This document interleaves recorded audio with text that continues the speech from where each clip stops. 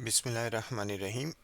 ये वाली जो वीडियो है ये है अक्टूबर 2023 के जो सीपीएसवी के एक्सटेंडेड टोक्स का एग्ज़ाम हुआ था उसके डे वन के रिकॉल नंबर 3 की है। डे वन के ऊपर जो रिकॉल नंबर 3 है वो है पेशेंट विद फीकल सॉइलिंग, तो उसको मैनेज करना था। तो हमारा जो सिनेरियो था वो था फीकल इनकॉन्टीनेंस का, बेसिकली सिनेरियो था। स्ट्रक्चर डिस्कशन थी एग्जामिनर के साथ। इसमें सिनेरियो कुछ ऐसे था कि जो 48 years old came in urogynecology clinic with complaints of fecal soiling in clothes. Just one liner statement was written.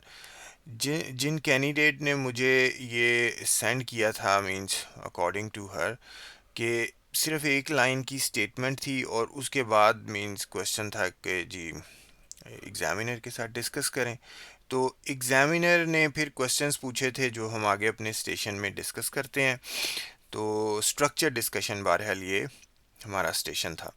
तो स्ट्रक्चर डिस्कशन में बेसिकली आपने जिस तरह का होता है ना, पढ़ी लिखी बहस करनी होती है एग्जामिनर के साथ। रोल प्लेयर जो होता है या सिमुलेटेड होता है उसमें आपने एक लेमैन या मींस रोल प्लेयर जो है उसके साथ आपने बातचीत करनी है। बाज़ एग्जामिनर भी पार्टिसिपेट कर लेते हैं, लेकिन role player basically simulated patient या रोल प्लेयर वो एक लेमैन होता है। स्ट्रक्चर डिस्कशन ये होता है कि एक पढ़े लिखे इंसान या एक जैसे डॉक्टर के साथ आपने बातचीत करनी है। तो सबसे पहले तो ये है कि ये जो फीकल इनकॉन्टीनेंस होता है या फीकल सॉइलिंग होता है, तो this is a symptom, this is not a diagnosis. Okay, एक मिनट है, मैं अपनी बॉल पेन ढूंढ लूँ। तो जो फीकल इनकॉन्टीनेंस है या फीकल सॉइलिंग है, that is a symptom, it's not a diagnosis. तो डायग्नोसिस कुछ और होगा, यानी कि कुछ सपोज करें कोई फिस्टूला है, सपोज करें कोई मींस डायरिया है, सपोज करें फीकल फीकल लोडिंग है। तो डायग्नोसिस कुछ और होगा, this is basically a symptom. ठीक है। तो अब ये कितने परसेंट, जैसे फिर 10%, ये कितने परसेंट पेशेंट्स के अंदर जो है वो हो सकता है, मीन्स ये सिम्टम जो है फीकल इनकॉन्टीनेंस या फीकल सॉइलिंग। तो यूजुअली तो मीन्स 10% लोगों में ये हो सकता है, और अमूमन वो ओल्ड एज ही होता है पेशेंट, यानी कि अमूमन वो ओल्ड एज पेशेंट्स होते हैं या किसी किस्म की सर्जरी अगर उनकी हुई हो वो होता है। या मींस जैसे from obstetric point of view, जैसे चाइल्ड बर्थ हुई है उसके बाद 3rd डिग्री या 4th डिग्री पेरिनियल टीयर है। तो यानी कि इसका जो इंसिडेंस है पॉपुलेशन में होने का फीकल सॉइलिंग या फीकल इनकॉन्टीनेंस, वो ऑलमोस्ट 10% जो है वो पेशेंट्स के अंदर ये हो सकता है उम्र के किसी भी हिस्से में। ये भी याद रखें, क्योंकि ये ज़्यादातर, जैसे अभी ये भी आप देखें कि ये 48 years old पेशेंट है। One of the reason is the age, the other reason could be the parity, लेकिन के ज़्यादातर ओल्ड एज के पेशेंट्स में होता है। अब ये होता क्या है बेसिकली, तो फीकल इनकॉन्टीनेंस इज इन, जैसे हम सबको पता है कि इनवॉलेंट्री लॉस ऑफ लिक्विड और सॉलिड स्टूल। ठीक है। फीकल्स जो फीकल इनकॉन्टीनेंस अगर हम इस मायनों में लें कि जी मींस एक फीकल इनकॉन्टीनेंस होती है जिसके अंदर मींस बिल्कुल पूरा स्टूल पास हो जाता है। ठीक है। और that is complete faecal incontinence. Faecal soiling basically incontinence का आप ये कह लें कि थोड़ा सा जैसे माइनर एलिमेंट होता है जिसमें थोड़ा सा स्टूल पास होता है, जो कि मीन्स कोई भी जैसे पैड पहना हुआ है या कपड़े पहने हुए हैं तो उनको वो जैसे ख़राब कर देता है। इसी तरह फिर फ्लेटस इनकॉन्टीनेंस होता है जिसमें सिर्फ विंड विंड या हवा जो है वो पास होती है, और दैट इज़ कॉल्ड फ्लेटस इनकॉन्टीनेंस। फिर फीकल सॉइलिंग और फिर फीकल इनकॉन्टीनेंस। बेसिकली पूरे जैसे कि स्टूल जो है वो पास हो गया पूरे का पूरा। तो ये बहरहाल ये स्फिंक्टर्स या जो भी मसल्स या स्फिंक्टर्स उनकी उसके ऊपर डिपेंड करता है। तो अब ये जो हम कंट्रोल करने का फीसिस को कंट्रोल करने का जो मैकेनिज़्म है वो क्या होता है कि कॉग्निशन, यानी कि ब्रेन से मीन सिग्नल आता है, स्टूल की कंसिस्टेंसी पे डिपेंड करता है, फिर क्लोनिक ट्रांजिट टाइम पे डिपेंड करता है, फिर रेक्टल की कैपेसिटी पे डिपेंड करता है, फिर रेक्टल की सेंसेशन पे डिपेंड करता है, फिर एनल स्फिंक्टर की टोन पे डिपेंड करता है। यानी कि इन एक दो तीन चार पाँच छः, इन छः जगहों में अगर प्रॉब्लम्स कहीं पर भी कोई प्रॉब्लम है तो फीकल इनकॉन्टीनेंस हो सकती है, फीकल सॉइलिंग हो सकती है, फ्लेटस इनकॉन्टीनेंस हो सकता है। अब कॉग्निशन में आप देख लें, ओल्ड एज में जैसे अल्जाइमर पेशेंट है या means old age senile patient है तो कॉग्निशन से मींस उस बाकी सब कुछ ठीक है लेकिन फिर भी फिकल इनकॉन्टीनेंस हो रही है।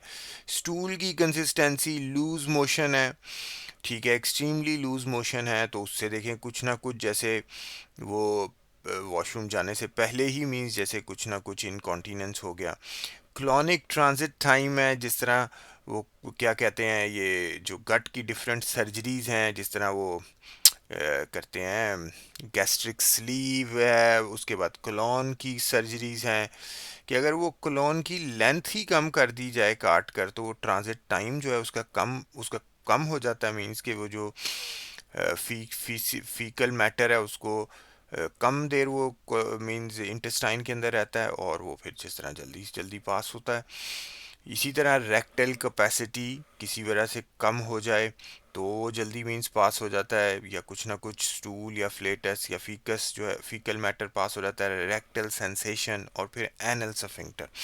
अब कहीं ना कहीं मींस ऑब्स्टेट्रिक्स या गायनी के पॉइंट ऑफ व्यू से एनल स्फिंक्टर की टोन जो है वो हमारे मींस ज़्यादा जिस तरह माइंड में आती है, क्योंकि बाकी सारी तो चीज़ें कहीं ना कहीं मेडिसिन सर्जरी या न्यूरोलॉजी में चली जाती हैं। एनल स्फिंक्टर टोन जो है वो ऑब्स्टेट्रिक के अंदर, पैरिटी के अंदर, ट्रॉमा के अंदर एनल स्फिंक्टर जो है उसकी टोन डिस्टर्ब हो जाती है, जिससे फिर लेटर ऑन इन लाइफ जो है फीकल इनकॉन्टीनेंस, फीकल सॉइलिंग या फ्लेटस इनकॉन्टीनेंस होता है।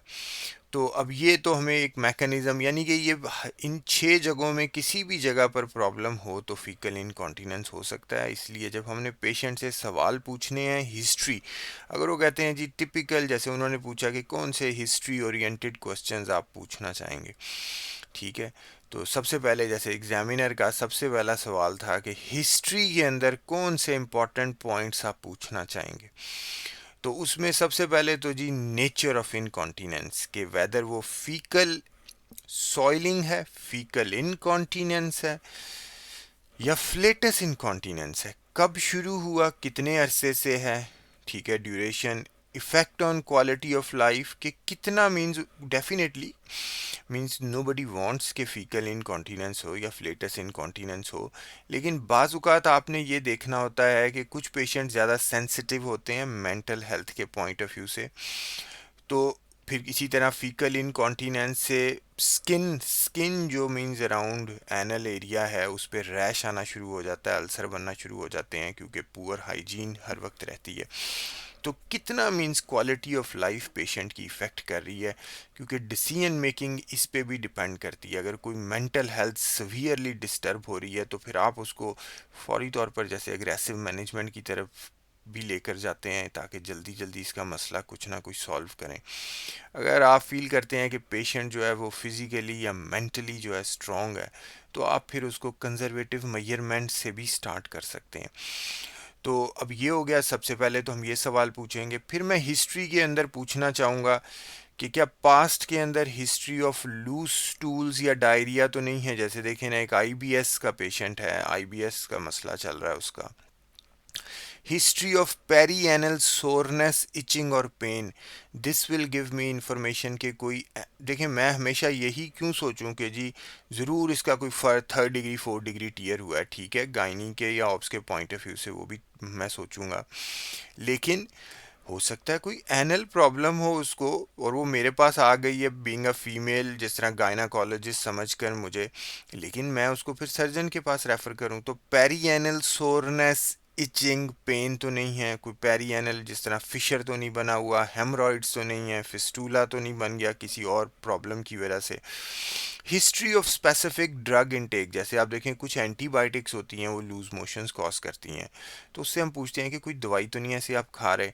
फिर एक आधी और मेरे माइंड में थी, एकदम निकल गई है, वो जो मेडिसिन होती है वो बेसिकली लूज मोशन कॉज कर देती है फौरी तौर पर। माइजोप्रोस्टॉल, माइजोप्रोस्टॉल जो है वो आप देखें लूज मोशन कॉज करती है, ठीक है। ऑब्स्टैट्रिक हिस्ट्री, जिसके अंदर उसकी पैरिटी इंपॉर्टेंट है, जिसके अंदर उसकी ऑब्स्टैट्रिक एनल स्फिंक्टर इंजरी इंपॉर्टेंट है, कहीं ना कहीं ये वाला सवाल पूछना लाजमी है, क्योंकि हम ऑब्स गाइनी के डॉक्टर हैं, तो हमने हो सकता है मोस्ट प्रोबेबली हमारा मरीज़ जो है कहीं ना कहीं उसमें प्रोलैप्स या एनल स्फिंक्टर इंजरी की हिस्ट्री या पैरिटी, मल्टी पैरिटी की हिस्ट्री होगी, तो वो हमें दे रहे हैं, वरना तो ये सर्जरी में जाना चाहिए। इसी तरह history of prolapse, specially rectal prolapse, history of urinary incontinence, क्योंकि वो कहते हैं यूरिनरी इनकॉन्टीनेंस के साथ बाज़ फीकल इनकॉन्टीनेंस की एसोसिएशन होती है, दैट शोज़ के कोई नर्व या वट एवर मीन्स के उसकी तो नहीं कोई प्रॉब्लम। या इसी तरह पेल्विक फ्लोर अगर वीक है और फीकल इनकॉन्टीनेंस हो रही है, तो फिर यूरिनरी इनकॉन्टीनेंस भी होगी, तो इनकी एसोसिएशन होती है। हिस्ट्री ऑफ न्यूरोलॉजिकल और स्पाइनल डिजीज, जैसे मैंने आपको बताया कॉग्निशन, और फिर rectal sensation. History of colonic resection और anal surgery, again rectal colonic transit time, rectal capacity. History of pelvic radiotherapy, again this affect this whole system. Frail old या learning disabilities, ये भी मैटर करता है again. तो ये वाले जो हैं, ये क्वेश्चन था कि हिस्ट्री में आप क्या इंपॉर्टेंट पॉइंट्स पूछेंगे, तो ये वाले इंपॉर्टेंट पॉइंट्स जो हैं ये हिस्ट्री के अंदर मैं पूछना चाहूँगा, और भी हो सकते हैं, लेकिन these are the ones I basically came up के ये मीन्स मैं पूछना चाहूँगा। अब नेक्स्ट आ जाता है, फिर आगे आप क्या करेंगे, तो मीन्स उसके अंदर मैं एब्डोमिनल एग्जामिनेशन करना चाहूँगा, मैं पेरिनियल एग्जामिनेशन करना चाहूँगा, मैं एनोरेक्टल एग्जामिनेशन भी करना चाहूँगा, ठीक है। तो उसके अंदर मींस जो कैंडिडेट जिन्होंने मुझे मैसेज किया, उन्होंने कहा कि एग्जामिनर ने पूछा कि आप एनोरेक्टल एग्जामिनेशन क्यों करना चाहेंगे। तो देखें, एब्डोमिनल एग्जामिनेशन मैं इसलिए करना चाहूँगा कि मैं एक तो मैस कोई अगर मैं पैल्पेट कर सकूँ कि कोई मैस है जो कि यूट्रोवजाइनल प्रोलैप्स कर रहा है, जिसमें रेक्टल प्रोलैप्स भी है या पोस्टीरियर वजाइनल वॉल प्रोलैप्स है, तो मींस एक मैस है जो प्रोलैप्स कर रहा है, और वो फिर फीकल इनकॉन्टीनेंस या फीकल सॉइलिंग कर रहा है, यूरिनरी इनकॉन्टीनेंस कर रहा है, ये मैं देखना चाहूँगा। पेरिनियल में डेफिनेटली मैं पेरिनियम को देखना चाहूँगा कि पेरिनियम प्रीवियस डिलीवरीज की वजह से, एपिजियोटमीज की वजह से, ट्रॉमा की वजह से डेफिशिएंट तो नहीं है, ठीक है। और फिर एनोरेक्टल, एनोरेक्टल मैं इसलिए एग्जामिनेशन करना चाहूँगा, I would like to feel the tone of the anal sphincter, because देखें, एक बात याद रखें कि जो इंटरनल एनल स्फिंक्टर होता है वो इनवॉलेंट्री कंट्रोल होता है, और जो एक्सटर्नल एनल स्फिंक्टर होता है वो वॉलेंट्री कंट्रोल होता है, यानी कि उसको आप कॉन्शियसली कंट्रोल कर सकते हैं। जो इंटरनल एनल स्फिंक्टर होता है वो इनवॉलेंट्री कंट्रोल होता है। जो इंटरनल एनल स्फिंक्टर होता है वो जो विंड या फ्लेटस जो है, विंड या फ्लेटस को इंटरनल एनल स्फिंक्टर कंट्रोल करता है, यानी कि अगर विंड या फ्लेटस इनकॉन्टीनेंस है तो कहीं ना कहीं इंटरनल एनल स्फिंक्टर वीक है, लेकिन अगर फीकल इनकॉन्टीनेंस है तो कहीं ना कहीं एक्सटर्नल एनल स्फिंक्टर वीक है।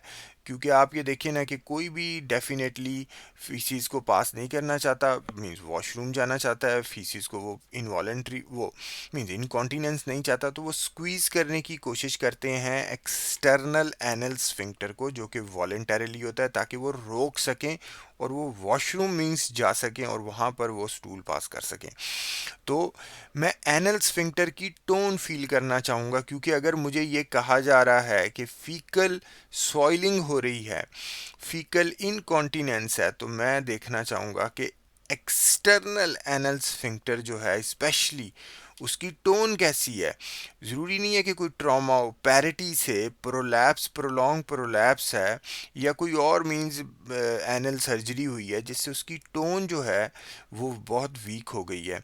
तो आपको फील होता है कि आप पर रेक्टल पीआर एग्जामिनेशन कर रहे हैं एंड यू फील कि कोई मीन्स आप फिर पर रेक्टल अगर मैं एग्जामिनेशन कर रहा हूँ, फिर जैसे फिंगर पीआर करते हुए आप पेशेंट को कहते हैं स्क्वीज करें, अगर वो स्क्वीज की आपको फील होता है कि स्ट्रेंथ है, टोन है, तो that is a means kind of reassuring sign. लेकिन आप फील करते हैं इसकी तो टोन ही नहीं है, ठीक है, तो फिर आप बेसिकली कि आप स्फिंक्टर को फील करते हैं एनोरेक्टल। एक तो ये हो गया। दूसरा, फिर मैं एनोरेक्टल एग्जामिनेशन इसलिए भी करना चाहूँगा क्योंकि मैं देखना चाहूँगा कि भाई कहीं कोई एनल फिशर तो नहीं बना हुआ, कोई एनल एब्सेस तो नहीं बनी हुई जिसकी वजह से पेशेंट जो है वो मीन्स जिस तरह उसको पेन होती है और फिर आहिस्ता आहिस्ता पेन के रिफ्लेक्स को कम करने के लिए वो इनवॉलेंट्री हो गया है, ठीक है। तो इस वजह से जिस तरह वो होता है ना, यूरिनरी रिटेंशन हो जाए तो कहते हैं वुल्वा डिलीवरी के बाद यूरिनरी रिटेंशन हो तो कहा जाता है कि वुल्वा को देखें कहीं मींस वुल्वल हीमाटोमा तो नहीं है, वुल्वा वजाइनल हीमाटोमा, जिसकी वजह से पेशेंट ने रिफ्लेक्स में यूरिन जो है उसको पास करना बंद कर दिया है। तो इसी तरह एनोरेक्टल में एब्सेस देखना चाहूँगा, एनोरेक्टल हीमाटोमा कुछ मीन्स उसको फिशर, कोई वहाँ पे इन्फ्लेमेशन, फिर टोन देखना चाहूँगा। तो एनोरेक्टल एग्जामिनेशन बहुत इंपॉर्टेंट है।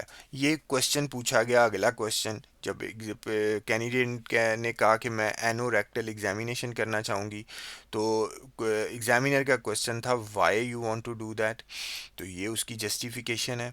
नेक्स्ट ये है कि फिर अगला सवाल था कि how will you manage it, ठीक है, how will you manage it या how will you investigate it. सबसे के अगला सवाल ये था कि जी आप कैसे इन्वेस्टिगेशंस करेंगे, आप कैसे उसको मैनेज करेंगे। तो देखें, जब पेशेंट एक आता है ना हमारे पास यूरिनरी इनकॉन्टीनेंस के साथ या मींस फीकल इनकॉन्टीनेंस के साथ, तो फौरी तौर पर जैसे आप अग्रेसिव इन्वेस्टिगेशंस की तरफ नहीं जाते। यूरिनरी इनकॉन्टीनेंस हो तो आप फौरी तौर पर जैसे यूरिन डिप करके तो देख सकते हैं कि यूरिनरी इन्फेक्शन तो नहीं है, लेकिन आप फौरी तौर पर उसका मींस जिस तरह इन्वेसिव इन्वेस्टिगेशंस की तरफ नहीं जाते। इसी तरह फीकल इनकॉन्टीनेंस हो तो आप मींस फौरी तौर पर इन्वेसिव इन्वेस्टिगेशंस की तरफ नहीं जाएंगे। आप मींस छोटी मोटी इन्वेस्टिगेशन तो कोई कर सकते हैं, जैसे अगर आप सपोज मींस करना चाहते हैं सपोज रूटीन के ब्लड या वट, लेकिन मैनेजमेंट जो है वो कहते हैं कि जी सबसे पहले आप कंजर्वेटिव मैनेजमेंट पेशेंट को बताएं, ठीक है, अनलेस अनटिल अगेन जिस तरह मैंने कहा effect on quality of life, अगर तो देखिए ना उसकी मेंटल हेल्थ सीवियरली डिस्टर्ब है, वो चाहती है कुछ किया जाए, फिर आप मींस डायरेक्ट आप ये देखें इन्वेस्टिगेशंस की तरफ भी जा सकते हैं, मैंने यहाँ पर लिखी हुई हैं। लेकिन वो कहते हैं कि अगर फीकल सॉइलिंग है या फीकल इनकॉन्टीनेंस है, आपने हिस्ट्री ली या आपने एग्जामिनेशन किया है, आपको कोई एज सच रिस्क फैक्टर नहीं लग रहा है, या मीन्स आपको लग रहा है कि ये रूटीन की मीन्स ओल्ड एज की वजह से है, तो फिर सबसे पहले आप कंजर्वेटिव मैनेजमेंट जो है वो पेशेंट को आप एडवाइस करते हैं, जिसमें लाइफस्टाइल मॉडिफिकेशंस है। जैसे कि वो कहते हैं कि कुछ पेशेंट्स होते हैं उनको ज़्यादा जैसे वो शुगरी जो डाइट खाते हैं या शुगरी ड्रिंक्स पीते हैं उसकी वजह से हो सकता है।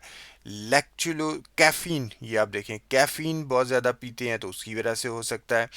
फ्रुक्टोज मीठी चीज़ें जैसे बहुत ज़्यादा खाते हैं उसकी वजह से हो सकता है। लैक्टोज इंटॉलरेंस होती है, कई जो पेशेंट्स होते हैं जब वो दूध पीते हैं जिसमें लैक्टोज होता है तो उनको फ्लेटस इनकॉन्टीनेंस होती है या फ्लेटस ज़्यादा होती है क्योंकि वो उनके अंदर लैक्टोज बेसिकली वो डाइजेस्ट करने वाला एंजाइम नहीं होता, जिससे विंड ज़्यादा प्रोड्यूस होती है और फिर उनको विंड इनकॉन्टीनेंस या विंड का प्रॉब्लम होता है, कईयों को डायरिया भी हो जाता है।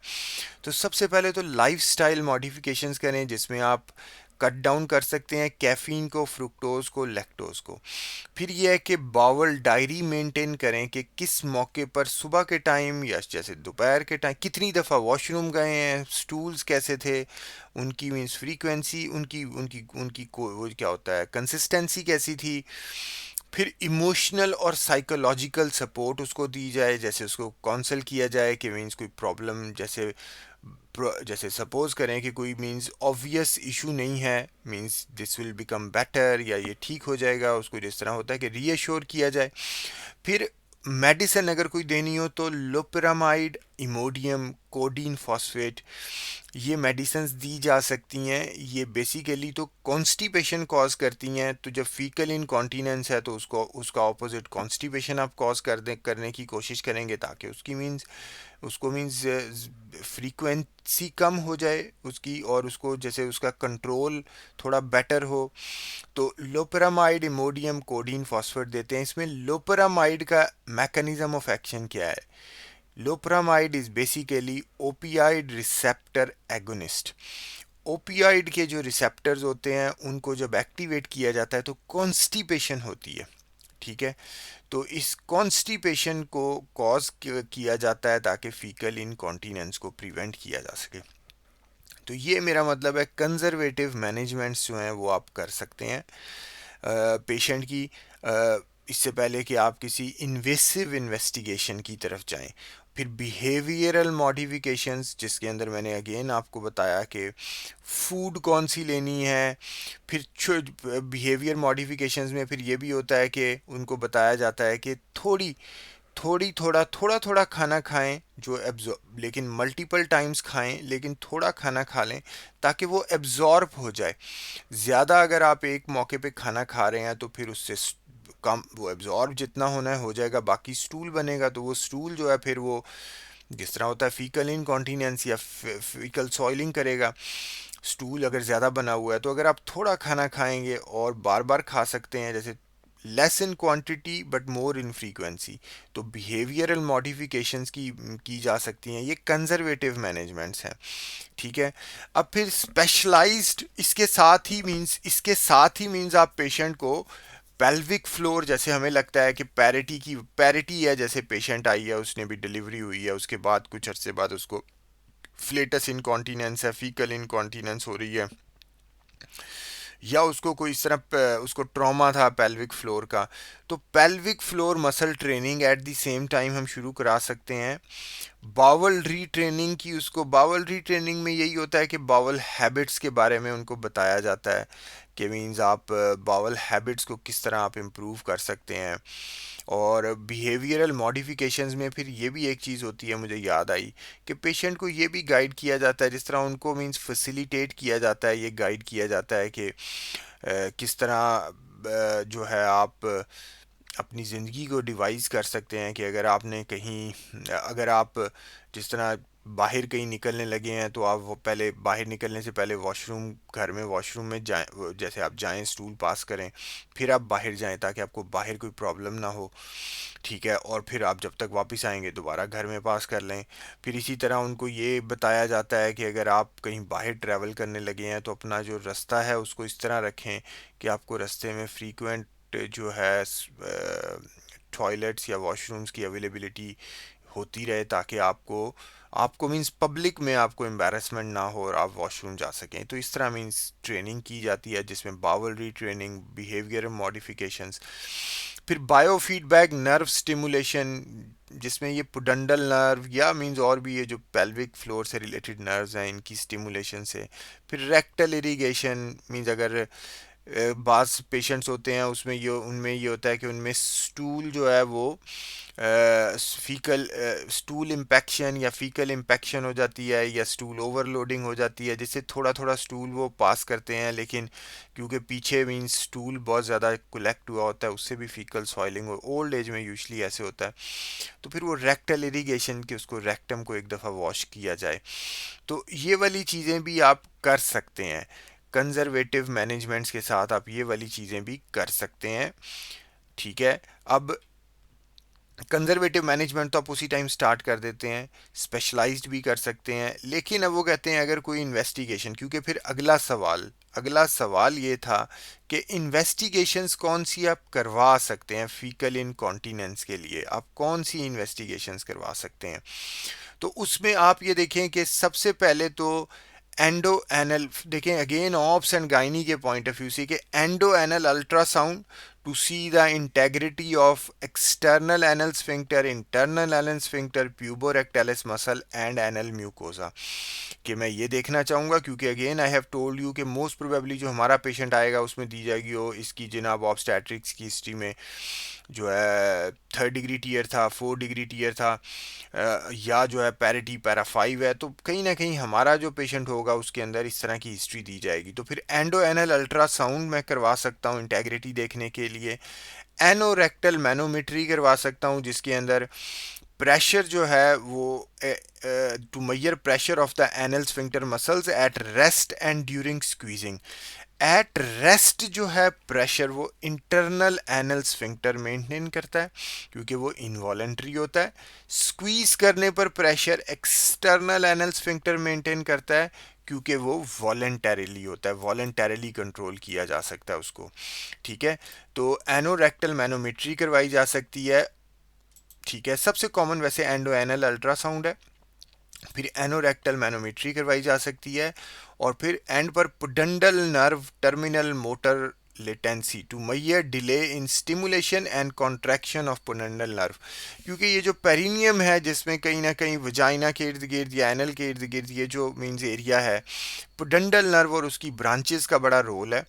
तो पुडेंडल नर्व को स्टिमुलेट करके देखा जाता है कि वो कितनी जल्दी कॉन्ट्रैक्ट कर रही है।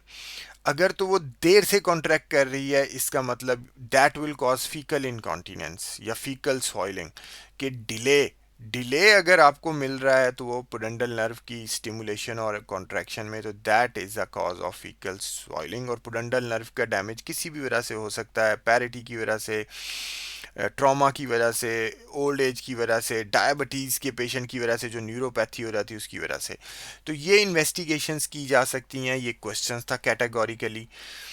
फिर ये कीगल एक्सरसाइजेज मैंने यहाँ पर इस वजह से लगाई हैं क्योंकि ये बड़ी इजी होती हैं, ये घर में की जा सकती हैं अगर हम अपने पेशेंट को थोड़ा सा गाइड कर दें। क्योंकि हमारा पेशेंट फीमेल है, फीमेल पेशेंट ने पैरिटी कहीं ना कहीं फीमेल पेशेंट की होती है। बेशक अगर कोई भी मसला ना हो, कोई भी मसला ना हो, तो जो है उसको क्या कहते हैं, क्या कहने लगा था मैं, कोई भी मसला अगर ना हो वजाइनल डिलीवरी के दौरान, लेकिन पैरिटी की वजह से जो ये कहा जाता है कि जो मसल डैमेज और नर्व डैमेज ड्यूरिंग लेबर होता है ना पेशेंट का, वो बेशक नज़र आए या ना नज़र आए, दैट जो 25 साल की उम्र में सपोज एक 25 साल की लड़की जो है या मीन्स यंग वुमन जो है वो लेबर के प्रोसेस से एक बच्चा डिलीवर करती हैं, तो जो नर्व डैमेज होता है या जो मसल डैमेज होता है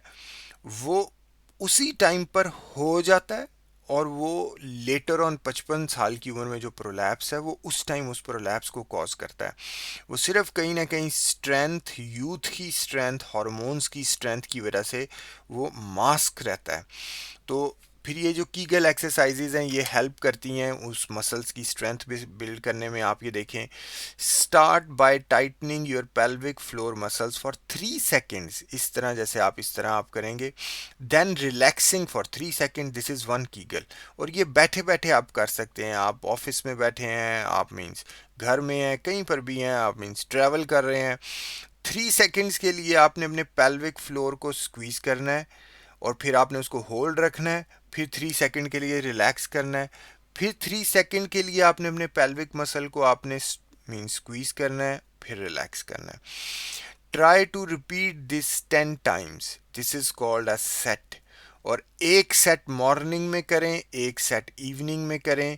और इससे ये होता है कि as you gain strength try increasing these numbers, for example hold and relax for 5 seconds, this is Kegel exercises. ये हमें अपने पेशेंट को बतानी चाहिए, हर वजाइनल डिलीवरी वाली पेशेंट को बतानी चाहिए। दिस इज़ बेसिकली ये मीन्स हमें हमें बताया ही नहीं जाता, लेकिन कि ये बताना होता है मरीज़ को, आपने जिसका एक वजाइनल बर्थ हुई कोई मसला नहीं है उसको कहना ये एक्सरसाइज करनी है आपने ताकि आपका पेल्विक जो है वो स्ट्रॉन्ग हो। ठीक है, तो अब ये जो इन्वेस्टिगेशंस हैं ये आप कंजर्वेटिव मेजर्स के बाद भी करवा सकते हैं, स्पेशलाइज्ड ट्रीटमेंट ये जो वाली है इससे पहले भी करा सकते हैं, या कंजर्वेटिव और स्पेशलाइज्ड के बाद भी करा सकते हैं। लेकिन वो कहते हैं कि फौरी तौर पर अगर एक पेशेंट आता है तो आप फौरी तौर पर हिस्ट्री, एग्जामिनेशन और कंजर्वेटिव मेजरमेंट्स पहले करें, फिर इन इन्वेस्टिगेशंस के बारे में सोचें। स्पेशलाइज्ड से आप पहले भी करा सकते हैं, स्पेशलाइज्ड के बाद भी करा सकते हैं। ठीक है, ये हो गया। अब तीसरे नंबर पे आ जाती है एडवांस्ड। कंजर्वेटिव मैनेजमेंट कर ली, स्पेशलाइज्ड मैनेजमेंट भी कर ली, ये इन्वेस्टिगेशंस भी कर ली, मीन्स सारा कुछ कर लिया हमने, लेकिन अभी तक पेशेंट का मसला सॉल्व नहीं हो रहा है, and that is affecting her quality of life. ठीक है, क्वालिटी ऑफ लाइफ के अंदर सब कुछ शामिल है, जिसमें उसका पब्लिक के अंदर इंटरेक्शन शामिल है, जिसमें उसका सेक्सुअल एक्टिविटी शामिल है हस्बैंड के साथ, तो कहीं ना कहीं, या उसका एक अपनी पर्सनल हाइजीन शामिल है। क्वालिटी ऑफ लाइफ अगर उसकी डिस्टर्ब हो रही है तो एडवांस्ड, और वो कहती है जी कुछ और करें, तो एडवांस्ड जो मैनेजमेंट है उसके अंदर ये तीन चीज़ें की जा सकती हैं, जिसमें परकुटेनियस टिबियल नर्व स्टिमुलेशन, ये वो स्टिमुलेटर होते हैं, जैसे वो अटैच कर दिए जाते हैं बैक पर, जैसे वो मॉनिटर की फॉर्म में, तो वो स्टिमुलेट करता रहता है टिबियल नर्व को। और सैक्रल नर्व मॉड्यूलेशन सबसे, मीन्स वो कहते हैं कि सबसे बेटर या सबसे कॉमन ये है। परकुटेनियस टिबियल नर्व भी किया जा सकता है, सैक्रल नर्व की मॉड्यूलेशन भी की जा सकती है। वो इसी तरह वो एक, ये सिर्फ ये होता है, ये सर्जरी में या न्यूरोलॉजी वाले ज़्यादा बेटर अंडरस्टैंड कर सकते हैं, कि वो एक मॉनिटर छोटा सा अटैच कर दिया जाता है, छोटा सा बैक के ऊपर ना, कमर के साथ, वो स्टिमुलेट करता रहता है बेसिकली नर्व को ना, तो ऑफ एंड ऑन जैसे दिन के मुख्तलिफ हिस्सों में। तो उससे ये होता है कि वो आपकी जो नर्व स्टिमुलेशन से वो मींस एक्टिवेशन होती है, और स्फिंक्टर और मसल्स इनकी, पेल्विक मसल्स की को हेल्प आउट करता है बेसिकली। और फिर तीसरे नंबर पे सर्जरी। इन तीनों के अंदर उन्होंने कहा है कि सैक्रल नर्व मॉड्यूलेशन जो है वो सबसे मींस कॉमन है। ठीक है, वो कॉमन है या उसको प्रेफर किया जाता है। उसकी उसमें क्या किया जाता है, stimulation at the level of S3 S4 की जाती है। ठीक है, S3 S4 के लेवल पर स्टिमुलेशन की जाती है, constant stimulation through out the day. Success rate 41 से 75% जो पेशेंट्स होते हैं उनके अंदर सिम्टम्स इम्प्रूव हो जाते हैं। 41 से 75% सिम्टम्स इम्प्रूव हो जाते हैं। ठीक है, और फिर नेक्स्ट ये है कि नेक्स्ट क्वेश्चन ये है कि अगर सर्जरी की नौबत आ जाती है, कि फिर सर्जरी भी, जैसे अगर हम कहते हैं कि जी सर्जरी भी की जा सकती है, तो क्वेश्चन पूछा जा सकता है कौन सी सर्जरीज की जा सकती हैं एक फीकल इनकॉन्टीनेंस के पेशेंट के लिए। तो ये डिफरेंट सर्जरीज हैं। ऑप्स गाइनी के पॉइंट ऑफ व्यू से शायद जो है प्रोलैप्स रिपेयर, जिसके अंदर रेक्टल प्रोलैप्स या यूट्रोवजाइनल प्रोलैप्स है, उसको रिपेयर करने से कुछ बेटरमेंट हो सकती है। एनल स्फिंक्टर की रिपेयर, जो कि इंजरी के टाइम प्राइमरी होती है, और इंजरी काफ़ी अरसे के बाद अगर हम रिपेयर करें तो सेकेंडरी होती है। एनल स्फिंक्टर की रिपेयर की जा सकती है कि उसका कुछ उसकी टोन बेटर हो जाए।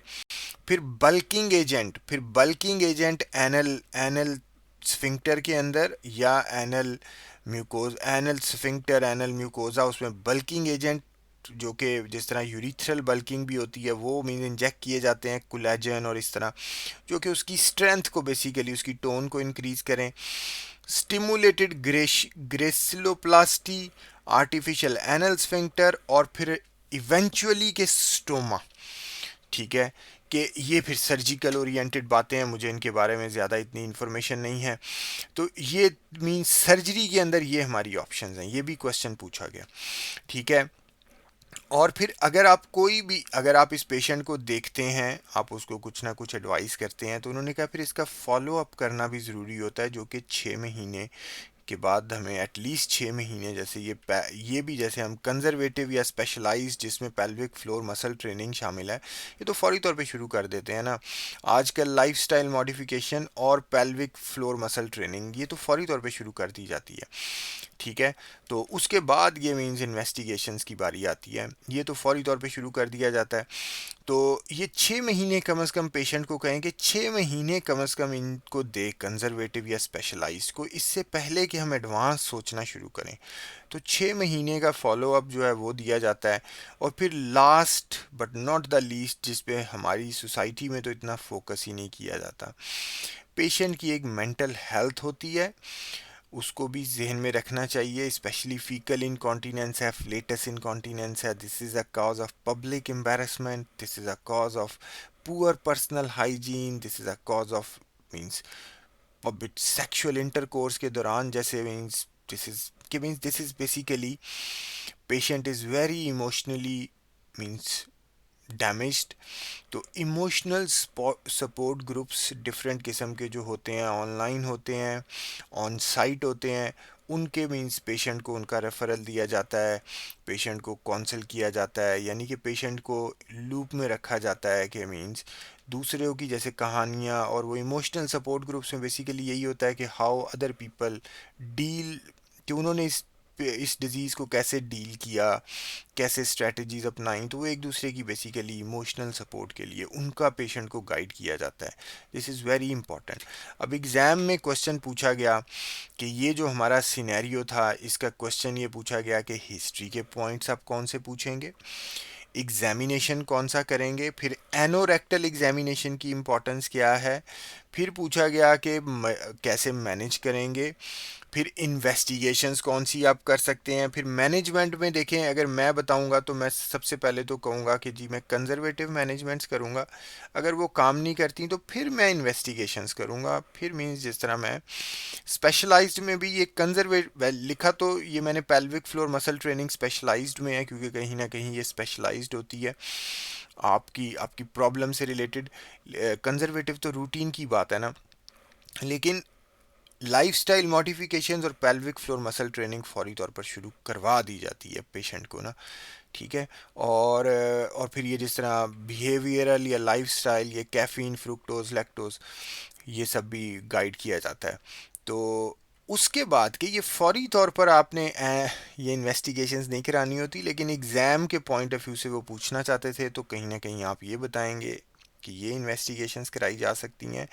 और फिर ये पूछा गया जब एग्ज़ाम कैंडिडेट जो जिन्होंने एग्ज़ाम दिया उन्होंने ये सैक्रल नर्व स्टिमुलेशन का नहीं बताया था, उन्होंने जब सर्जरी बताया तो उनसे पूछा कि कौन सी सर्जिकल ऑप्शन हैं, तो आपके पास सर्जिकल ऑप्शन हमेशा लास्ट होती है, ये याद रखें, क्योंकि सर्जरी किसी भी किस्म की इनकॉन्टीनेंस की सर्जरी करने की कोशिश की जाए तो वो बाजू का तो उसको और ख़राब कर देता है, और फिर आपके पास कोई ऑप्शन नहीं होती, ठीक है। इसीलिए सर्जरी लास्ट ऑप्शन होती है ऐसे मामलों में। लेकिन सर्जरी कौन सी करनी चाहिए, ये सर्जरी है जिसमें तीन शुरू वाली मैंने आपको बताई हैं, मुझे थोड़ा आइडिया है, लेकिन आखिरी तीन जो हैं ये टिपिकल सर्जन, ये हम नहीं करेंगे, ये सर्जन करेगा, कोलोरेक्टल सर्जन करेगा। इवन बल्किंग एजेंट भी जो है कोलोरेक्टल सर्जन ही इंजेक्ट करेगा, हम नहीं करेंगे, ठीक है। तो ये कहीं ना कहीं के मल्टी डिसिप्लिनरी इसके अंदर इन्वॉल्वमेंट आ जाती है फीकल इनकॉन्टीनेंस के अंदर। मल्टी डिसिप्लिनरी का भी लफ्ज़ कहीं ना कहीं हमें फिट करना चाहिए, बोलना चाहिए। फिर फॉलो अप करेंगे और उसके बाद इमोशनल सपोर्ट करेंगे, ठीक है।